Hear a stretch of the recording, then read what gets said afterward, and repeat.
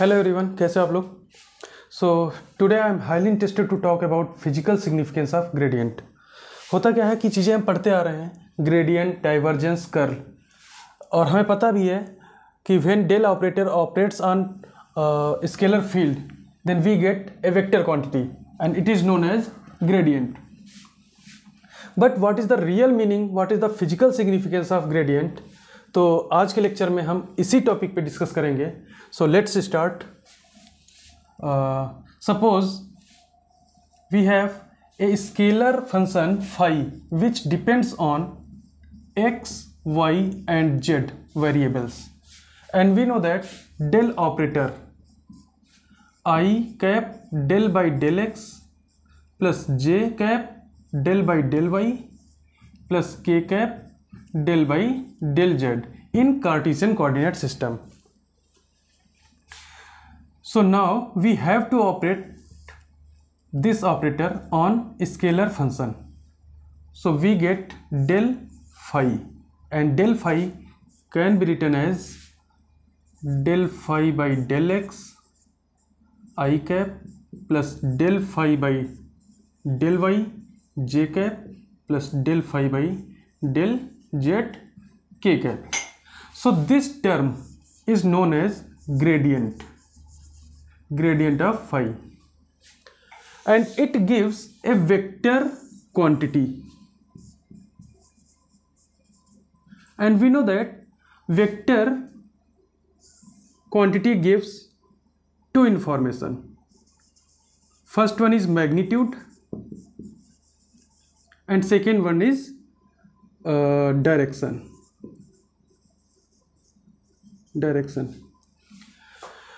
तो gradient phi एक vector quantity को जनरेट करता है, और उस वेक्टर क्वांटिटी में मैग्नीट्यूड और डायरेक्शन है। तो इसी मैग्नीट्यूड की हमें बात करना है और डायरेक्शन की बात करना है कि ये मैग्नीट्यूड किस चीज़ को रिप्रेजेंट कर रहा है, क्या क्वांटिटी है जो डिफाइन हो रही है मैग्नीट्यूड से, और उसकी डायरेक्शन क्या है।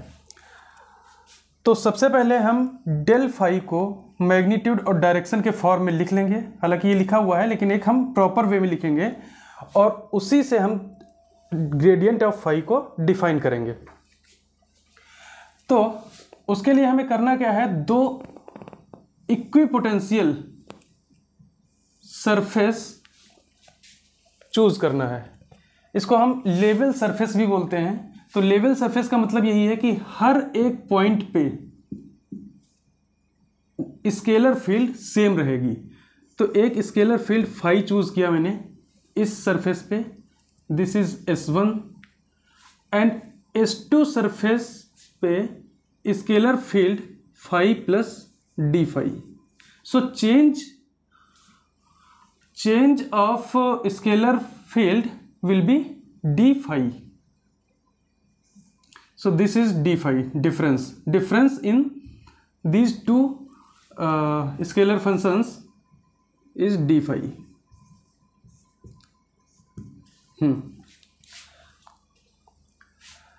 अभी क्या करना है कि इस सरफेस S1 पर एक पॉइंट कंसीडर किया हमने P, और P से S2 पे एक पॉइंट कंसीडर किया। सपोज P एक पॉइंट है Q और एक पॉइंट है R। सो पी आर एक position vector, differential position vector define किया हमने P से R पर, जो कि P से Q पर एक नॉर्मल वेक्टर ड्रॉ करते हैं हम dn, और dr एक एंगल थीटा बना रहा है नॉर्मल वेक्टर से। This normal vector is just perpendicular to the S1, that is known as normal vector, differential normal vector। तो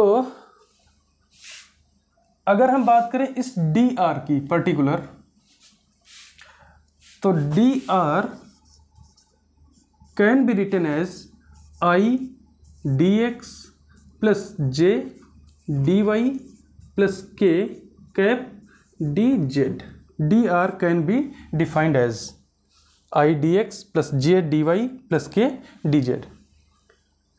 And if we talk about d phi, so we have phi which depends on x, y, z. So d phi can be written as d phi del phi by del x, I cap, plus del phi by del y, j cap. No, it's wrong. Del phi by del x dx plus del phi by del y dy plus del phi by del z dz. तो अगर इस D phi को हम analyse करें तो हम देख रहे हैं कि ये वही चीज़ है जो डेल फाई और डी आर का डॉट प्रोडक्ट देखें तो वही क्वांटिटी लिखी हुई है डी फाई। अगर डेल फाई और डी आर का डॉट प्रोडक्ट देखें हम तो del phi del x d x आएगा, i dot i one, i cap dot i cap 1 हो जाएगा। इसी तरीके से del phi by del y d y. तो ये टर्म जो है डी फाई, इसको हम डिफाइन कर सकते हैं gradient of phi dot product with differential position vector d r. So this is d phi and this is equation first. तो अभी क्या करना है, अब बात करें इस नॉर्मल वेक्टर की, डिफरेंशियल नॉर्मल वेक्टर की, तो इसको हटा देते हैं और याद रखना कि हम डेल फाई को मैग्नीट्यूड और डायरेक्शन के टर्म में लिखेंगे और वहां से हम डिफाइन करेंगे कि इसका फिजिकल सिग्निफिकेंस, इसकी फिजिकल मीनिंग क्या निकल के आ रही है। तो अभी जो प्रोसेस चल रही है वो यही है कि डेल फाई को मैग्नीट्यूड और डायरेक्शन के टर्म में हमें लिखना है। हाँ, तो ये इक्वेशन फर्स्ट हमें मिली। अब बात करें डी एन की।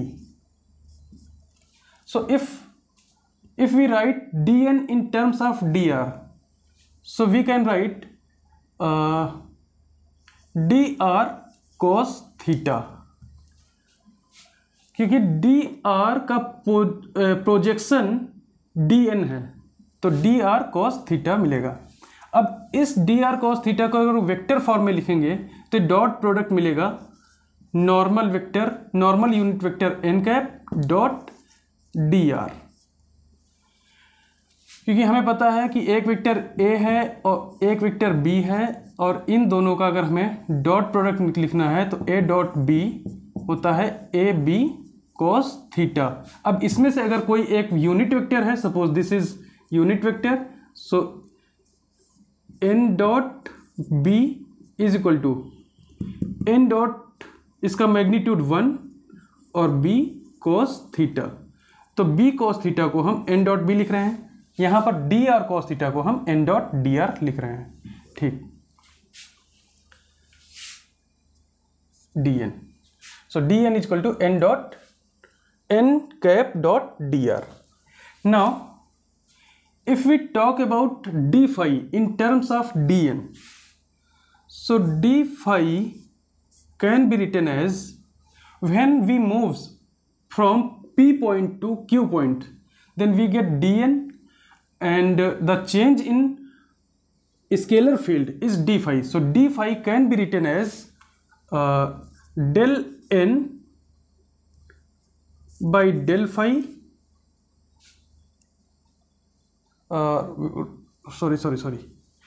del phi by del n dn, this one.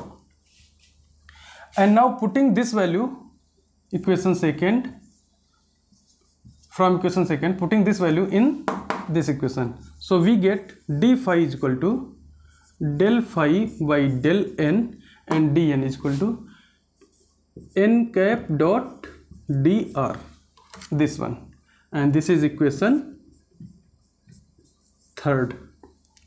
Now if we compare equation first and third, because this is d phi and this is also d phi, so if we compare equation first and second, we get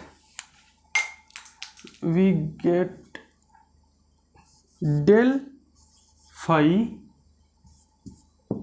dot dr is equal to del phi by del n cap dot dr. क्या किया है, equation first और equation third को हमने equate कर दिया है, तो del phi d r is equal to del phi by del n dot d r, ये मिल गया।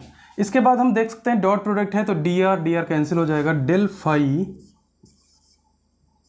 Phi will be del phi by del n cap. So this is gradient of phi,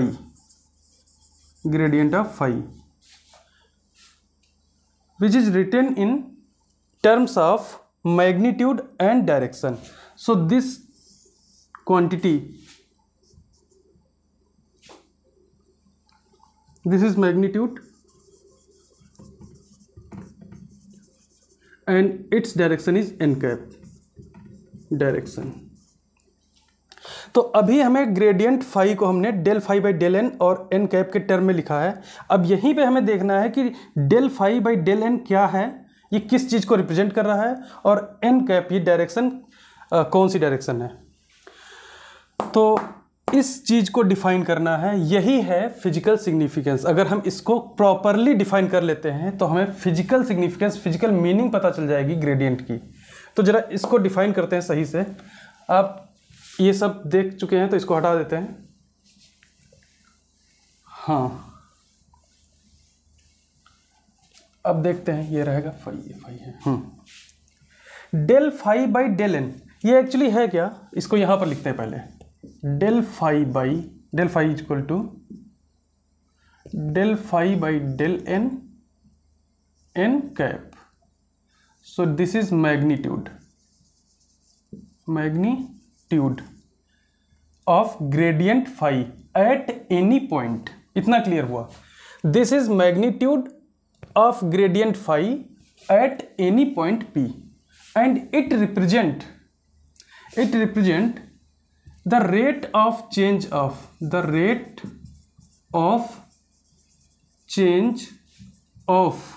scalar function। This is scalar function। So the rate of change of scalar function along with normal to the surface, या इसको हम level surface भी बोल सकते हैं। तो normal to the level surface. और मैंने बोला कि लेवल सरफेस क्या होता है कि जिसके हर एक पॉइंट पे स्केलर फील्ड सेम हो। अगर यहाँ पर फाई है तो यहाँ पर भी फाई रहेगा, यहाँ पर फाई, यहाँ पर फाई, यहाँ पर फाई। तो its magnitude represent the rate of change of scalar function along with normal to the level surface। ये हो गया इसका magnitude. And whose direction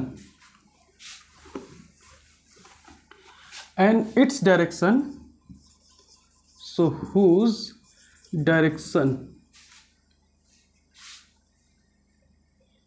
along with same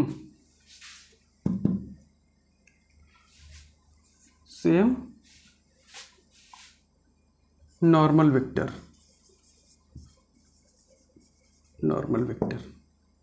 so normal whose direction along with the same normal, जो perpendicular ये S1 पे draw किया गया है, नॉर्मल वेक्टर ड्रॉ किया गया है, तो इसी डायरेक्शन में इसका मैग्नीट्यूड रहेगा। तो ये हो गया। तो यही है फिजिकल मीनिंग। बट अभी ये इसको थोड़ा सा और एनालाइज करें तो हम देख रहे हैं कि आप देख रहे हो कि P पॉइंट पे फाई है, Q पॉइंट पे फाई प्लस डी फाई है। इस पॉइंट पे अगर हम बात करें स्केलर फील्ड की तो यहाँ पर फाई प्लस डी फाई रहेगा, क्योंकि फाई प्लस डी फाई ये हर एक पॉइंट पे है, और वही phi plus d phi r पे भी है। तो अगर P से R तक हम जा रहे हैं तो चेंज इन स्केलर फील्ड वो हमें डी फाई मिलेगा।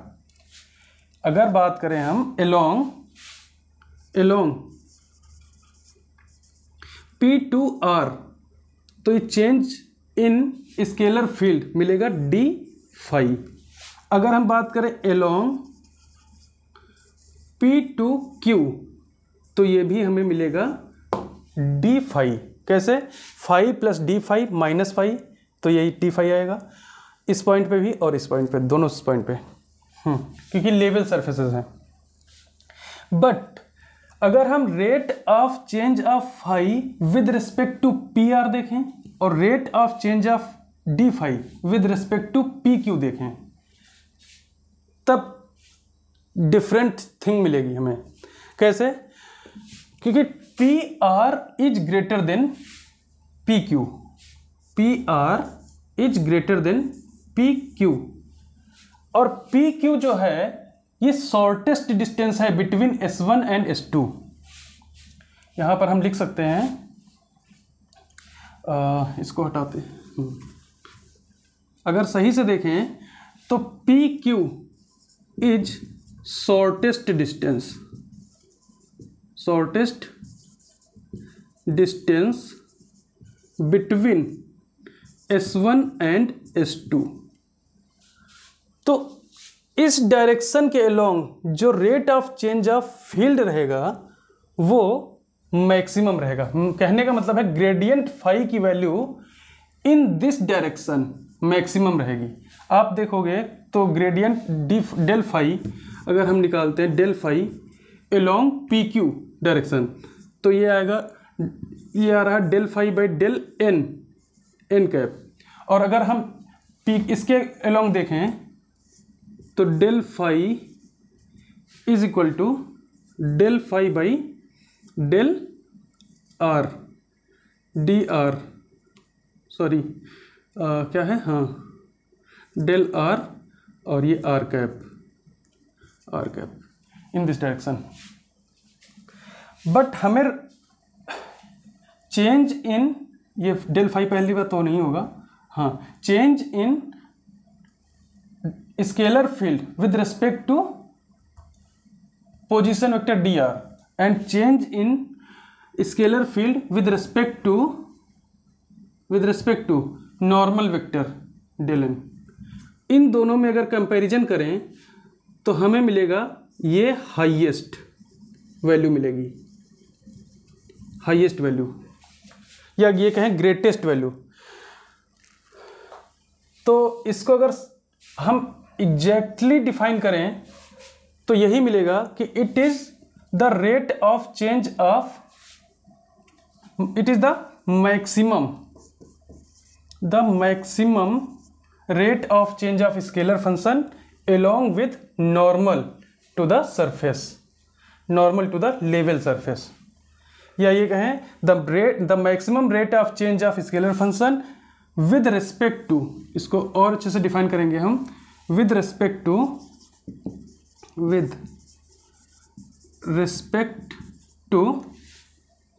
space variable,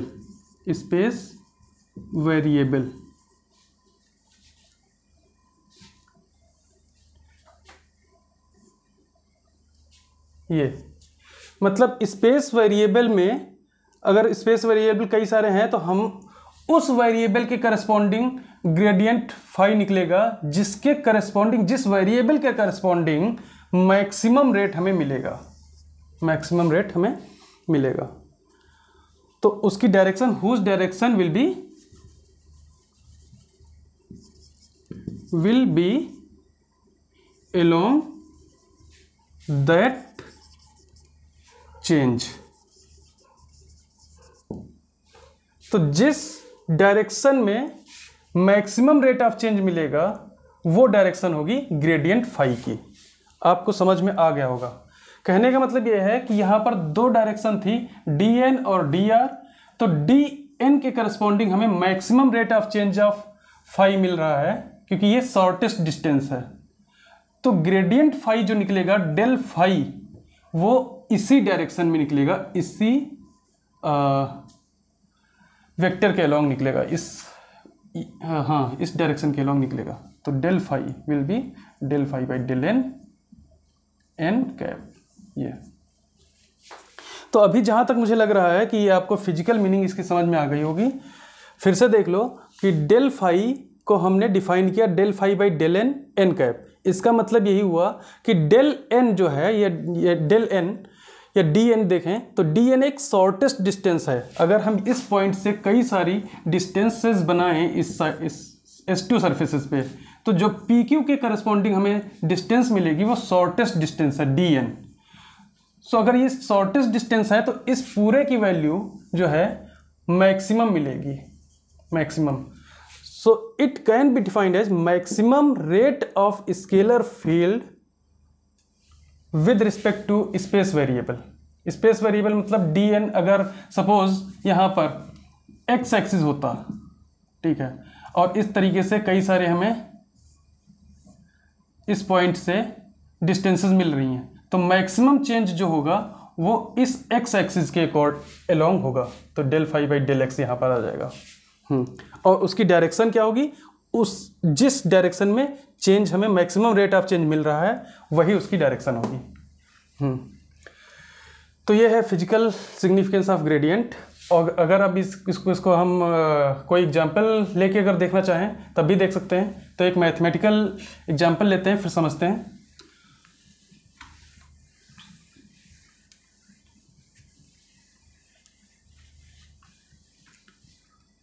Suppose we have a given r is equal to under root x square plus y square plus z square. So r is magnitude of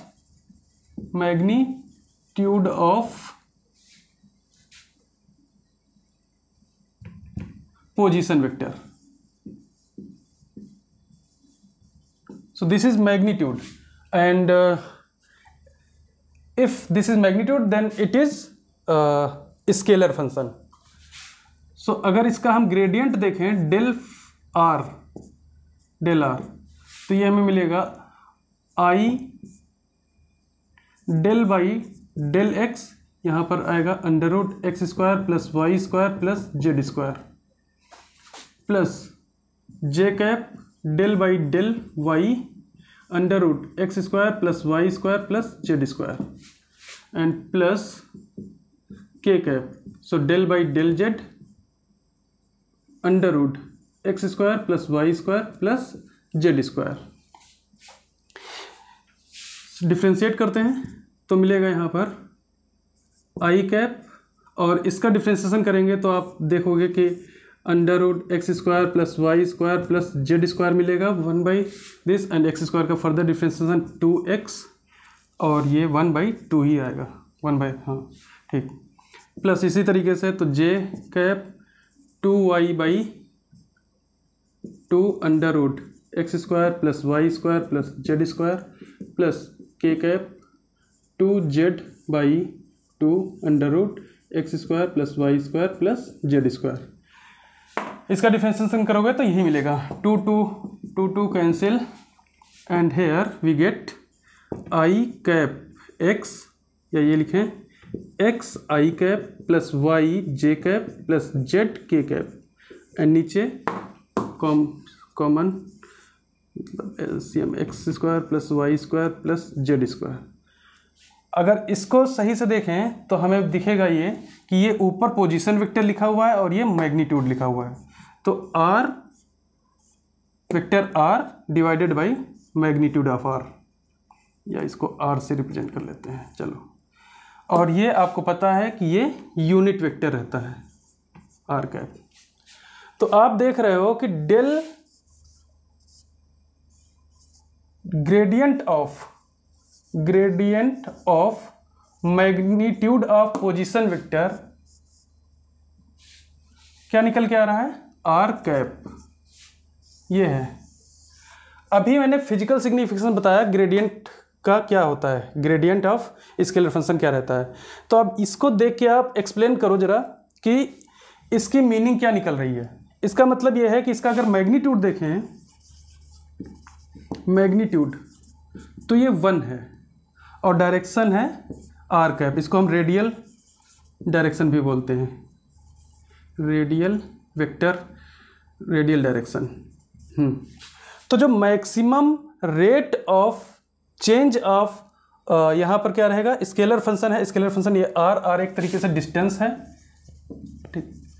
तो maximum change in distance along position vector will be 1।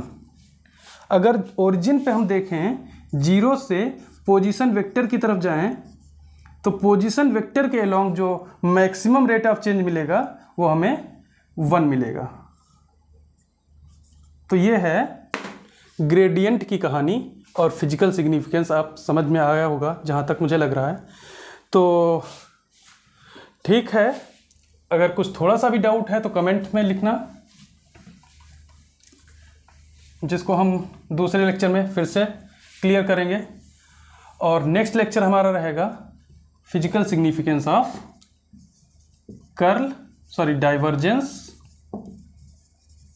Divergence and curl. So we will discuss in next lecture physical significance of divergence and curl. So I hope आपको समझ में आया होगा और आप next lecture का wait करिए। तब तक के लिए टाटा बाय बाय।